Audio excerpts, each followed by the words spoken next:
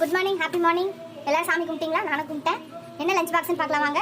இன்னைக்கு ஸ்பெஷல் என்னன்னு பார்த்தீங்கன்னா புளியோதரை, கோயில் பிரசாதம் மாதிரி இருக்கும், டேஸ்ட்டாக இருக்கும். நீங்களும் ட்ரை பண்ணி பாருங்கள். நான் ரெசிபி ஏற்கனவே போட்டிருக்கேன். அப்புறம் ஒயிட் ரைஸ் இருக்குது, புளி சாதம். அப்புறம் இன்னைக்கு சுண்டல், ஒயிட் கொண்டக்கடலை சுண்டல் தான். அதை பாக்ஸில் போட்டாச்சு.